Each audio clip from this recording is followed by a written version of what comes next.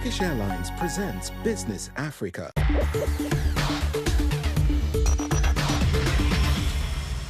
Welcome to another edition of Business Africa. I'm your host, Afolake Oyinloye. The top stories this week. Trump's threats of sanctions and military action hit Nigeria's economy, pushing up prices and sparking market fears. From poverty to global opportunity, the Malengo model helps East African students access world-class education and high-paying careers abroad. Empowering women to light up Zanzibar, solar mamas in Tanzania transform rural communities with solar power. Nigeria's economy is reeling after U.S. President Donald Trump threatened potential sanctions and military action, accusing the government of failing to protect Christians. The move has shaken investor confidence and raised fears of rising inflation in one of Africa's largest economies. Kunle Babs report from Abuja. As the cost of goods rises across Nigeria, traders are feeling the strain, including Matthew Angelo, who runs a store in this market on the outskirts of Abuja, the nation's capital. In the last 3 weeks, food prices have become more expensive, and as traders, we have to make a profit when we sell. But the buyers are now complaining of high prices. It's not just traders feeling the pressure. Buyers also say everything now costs far more than before. Things are very, very expensive in the market. Things you are buying like before, 1,000 naira, is now times 3. The United States is one of Nigeria's most important trading partners, but the Trump administration's decision to classify Nigeria as a country of particular concern, along with threats of military actions, has raised fears of sanctions that could restrict trade and foreign funding. For an economy already struggling with record inflation, the shock has made a bad situation worse. We already saw the impact on our market. Within 1 day, when that announcement was made, the stock market plunged by about 1,400 points. We lost nearly 1.3 trillion in market capitalization. Within a week, we lost nearly 2.3 trillion. You can see how devastating that effect had on our market. Analysts say Nigeria must act fast, using dialogue and diplomacy to ease tensions. What we need to do is not to dismiss the threat from the U.S. president. I think this is the time for us to employ diplomacy, foreign relations. This is what can definitely help us at this time. Nigeria's government says it's engaging Washington diplomatically to prevent sanctions, reassurance that offers little comfort to millions already struggling with rising prices. To give us more insight, we're joined by Dr. Joel Arono from Abuja. Thank you for joining us on the show. Tell us, how might the ongoing sanction threats affect Nigeria's inflation and investor confidence? Over the past few weeks that pronouncement were made, our exchange rate, naira to dollar, came to an all-time low of about 1,422 earlier in the month of October. As we speak today, we are north of 1,437 to the US dollars. So you can see clearly that the naira has lost over 15 to 18 naira to the US dollar within the few days that this pronouncement was made. We have also seen a noticeable decline in investors' confidence in the country. This is already affecting our macroeconomy. We saw it play in the Nigerian stock market, with the Nigerian exchange losing about 1,400 points within the last few weeks. We also saw a whooping decline in our market capitalization. In just one single day, we lost about 1.9 trillion. Over the last few weeks, we've lost between 2.4 trillion to close to 4 trillion since this announcement and threats for sanctions were made by the U.S. government. How dependent is Nigeria on U.S. trade, and which sectors are most at risk? One of the significant impacts the possible sanctions may have on Nigeria is in the health, because as we speak, the USAID accounts for about over $2 billion in assistance to the Nigerian health sector. PEPFAR has been doing quite a lot in Nigeria. 90% of treatment, provided to, of the over 2 million Nigerians living with HIV, 1.6 million of them have been taken care of by intervention from the PEPFAR. That's roughly over 90%.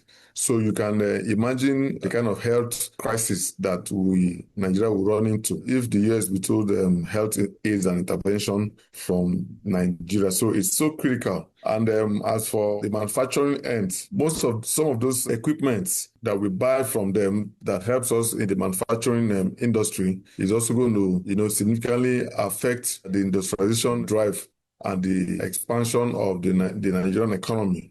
So what urgent steps should Nigeria take to cushion its economy against possible sanctions? My number one advice would be for the Nigerian government to engage in that bilateral meeting with the U.S. government. Of course, again, they should look towards engaging in congressional outreach. They could bypass even the executive and then have engagement with some of the congressmen that have business interests in Nigeria or in Africa, those who are also sympathetic to some of our causes. So if they're able to engage some of those congressmen, they could go a long way in shaping some of this narrative. Another one could be third-party mediation. We should be able to leverage our relationship with some of these countries that are very strong allies of the U.S. government, like the UK, the Gulf states, some of these Gulf states, Saudi, UAE, and the rest of them, which we also have a very good relationship with. If we leverage on relationships we have with them to mediate on our behalf, it will go a long way. Dr. Arno, thank you so much for those insights. Afalake, thank you for having me. For many young people in East Africa, the dream of attending university ends before it even begins. Not only is the cost of higher education prohibitively high, the promise of high paying for those with lofty university qualification is no longer guaranteed. But one program is helping students to rewrite their futures. Let's take a look. Across East Africa, the cost of higher education remains a major barrier. In Uganda, for example, only 1,200 students receive loans each year for higher education, leaving many talented young people without prospects. Malengo wants to change that.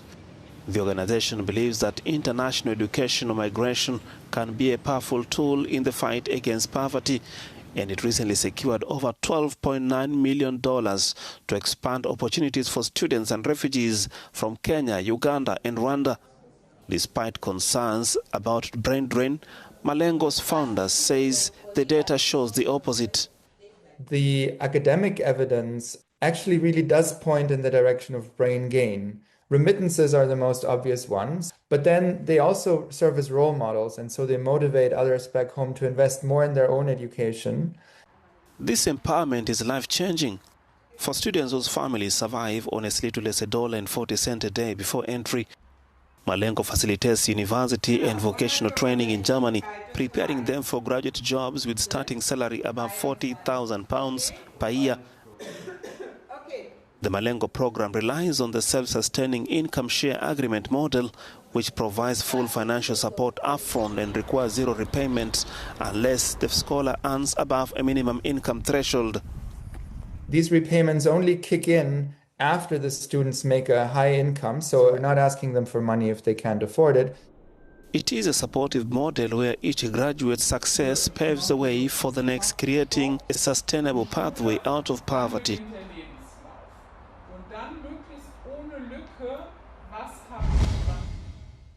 Nearly half of Zanzibar's 2 million residents still live beyond the reach of electricity grid.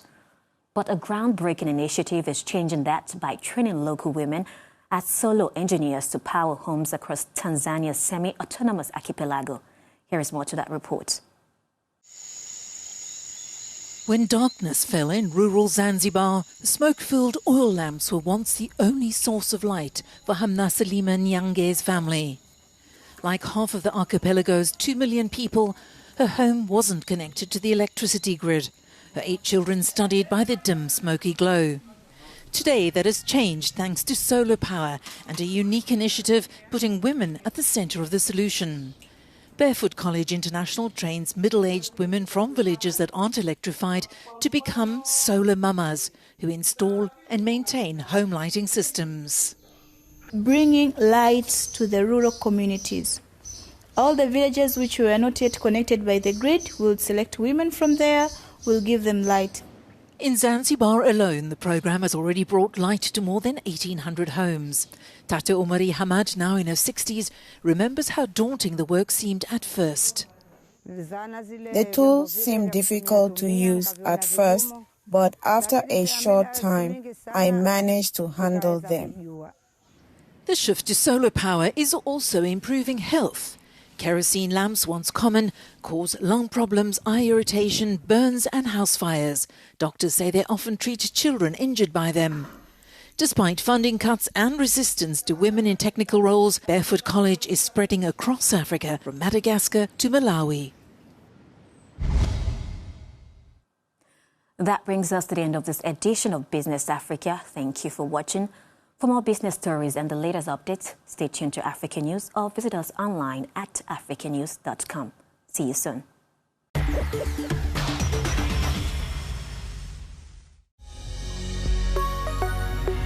Business Africa was presented by Turkish Airlines.